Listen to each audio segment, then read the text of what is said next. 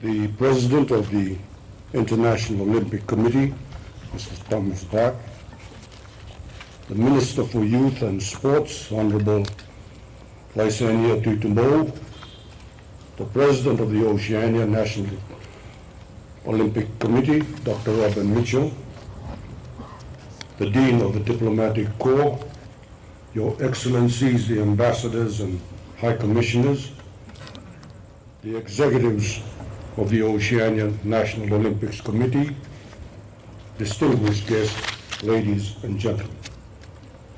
Good evening, Nisambula Vinaka, Salaam Alaikum, Namaste. I am indeed honored as President of Fiji to join you this evening for the opening of the Oceania National Olympic Committee's General Assembly 2015. I notice that many of you, if not all, of you have already been involved in a series of meetings this week. But allow me to extend my own welcome to you all on behalf of the government and the people of Fiji. I welcome in particular the President of the International Olympic Committee, Mr. Thomas Bach, and your good lady. It is an honor to have you in Fiji, and I trust that our traditional ceremony of welcome a few moments ago was a fitting start to the General Assembly, and that it showcased Fiji at its best, much in line with this year's meeting theme of the Pacific at its best. Ladies and gentlemen, considering that the General Assembly is being held at the tail end of a week of seminars and activities, or close to the tape, so to speak, I do not intend to delay you for too long this evening, especially when I am told that a sumptuous Pacific-style reception and dinner awaits us after this. Also, I hope that the rain doesn't interfere. Ladies and gentlemen, the wide-ranging issues you have canvassed this week underline the importance of this gathering and the contribution it is making to the achievement of sport throughout the region. We in Oceania are passionate about our sport, and we all dream of sporting success, and especially of our athletes achieving the ultimate in sporting glory at the biggest and most prestigious sports meeting in the world, the Olympic Games. Fortunately, for many countries in Oceania, we are beginning to experience the euphoria of having one of our own athletes emerge as a winner, either in the Olympic Games or at other events like the World Championships and Commonwealth Games.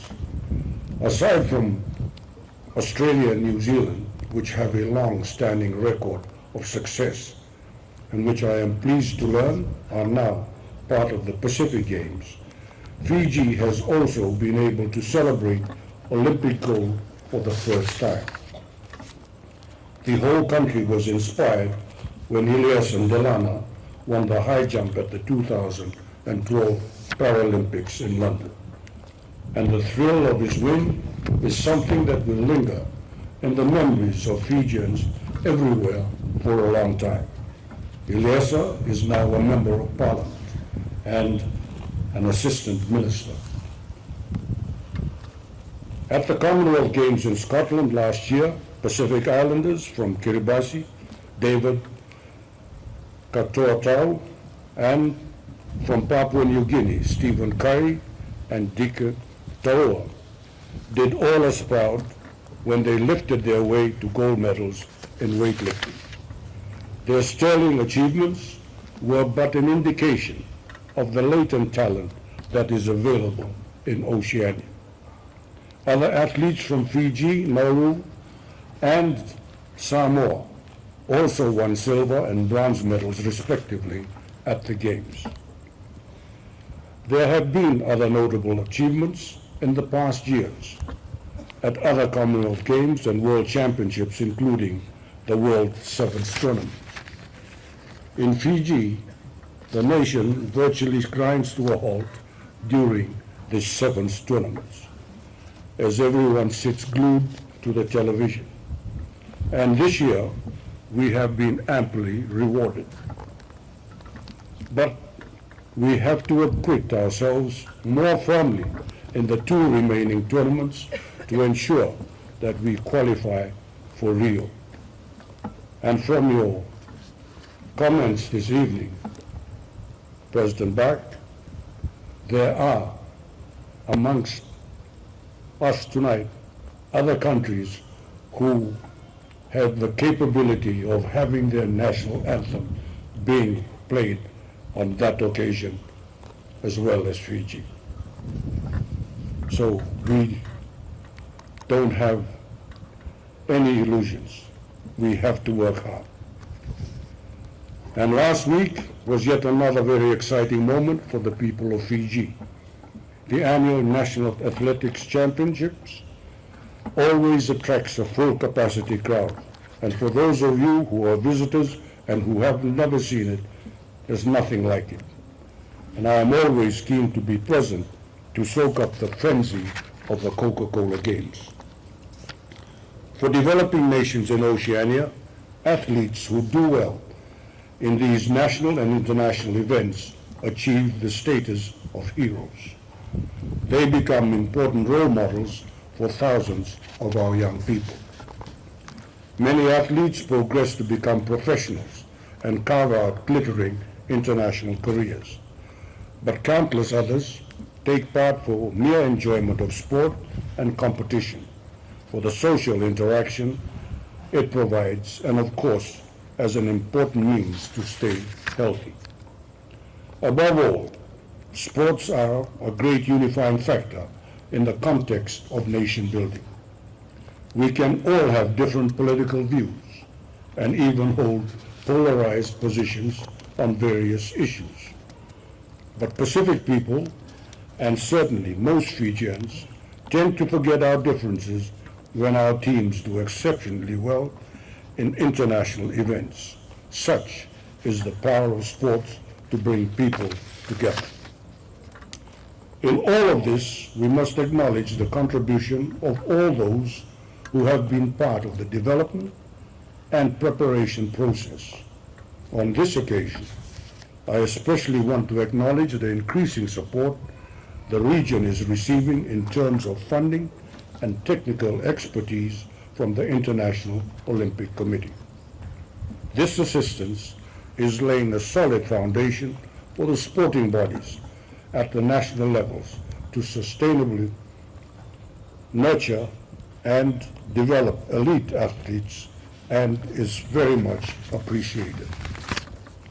I know that I speak for all 17 Oceania National Olympic Committee members when I say that our collective wish is for one or more of our athletes to win medals at the Olympic Games, and sooner rather than later. Ladies and gentlemen, I think it is a matter of regret that although the modern Olympic Games date back to 1896, athletes from Oceania, with the exception of Australia and New Zealand, have yet to stamp their mark on the Olympic Games. 119 years is far too long. So my own view is that we should collectively set the target of ensuring that one or more of our athletes wins a medal in 2016, and if not, at the Games after that. I am sure this is not entirely impossible. As patron of the Fiji Association of Sports and National Olympic Committee, I am in constant contact with many sportswomen and sportsmen. Many of them dream of winning at the highest levels themselves. But we all share a desire to see an athlete from Oceania win an Olympic medal before too long, and certainly within the lifetime of someone of my age. I concede that I have thrown down a considerable challenge, but it is not impossible to achieve. I would like to encourage the continuation of your strategies with greater focus on nurturing elite athletes who can go on to win at the Olympic level. It would definitely be a significant milestone for us in the region and a source of pride and joy for all our peoples. Whilst there are economic inequalities in the region, sporting bodies must take on the challenge of significantly improving their strategies and reprioritizing their objectives. We must ensure that proper strategic planning is in place to promote strong standards of governance in our various sporting bodies, the recruitment of the best talent we can find to run them and to operate all of our national federations at the highest possible level. We know as developing nations that we need to learn to do more with less. But there is no reason why we cannot more effectively utilize those resources that are at our disposal by demanding more efficiency and accountability. We can still achieve greater outcomes on limited budgets if we can stretch them by being smarter and by being more imaginative. And we must also develop the capacity to be more self-reliant. I have every confidence that the IOC and other development partners and donors will be willing to give more when they see us making the effort to do the best we can to be competitive at Olympic level. The Fijian government, of course, is doing everything it can within its own resources to support the development of sports in Fiji. In addition to adopting and implementing the Declaration of Berlin, the outcome of the World Ministers of Sports meeting in Berlin in 2012, Fiji is giving unprecedented attention and resources to sport, both for competitive purposes and for social recreation. It also sees sports as a vital component of national health policy, and in particular, the fight against the alarming incidence of non-communicable diseases. In 2012, the government adopted a national sports policy with a clear and manageable framework to guide and enhance the delivery of sports programs in Fiji. It has done so in a coordinated manner and in partnership with every stakeholder, be it government, statutory authorities, governing bodies of sports, and community groups, all with a view to maximizing the return on the national investment we are making. The policy, among other things, includes the promotion of sport as a primary means to building an active, healthy society and a socially progressive nation. And it also recognizes sports as an important economic activity. The national sports policy led to the establishment of the Fiji National Sports Commission in 2013, with the injection of $1 million for elite athlete development through the provision of sports scholarships. The policy also provides for the establishment of a National Sports Academy in 2016, with an additional investment of $1 million to provide a development pathway for elite athletes. There has also been an increase in grants this year to national sporting organizations amounting to $3.8 million, an increase of $664,000 from the 2014 national budget.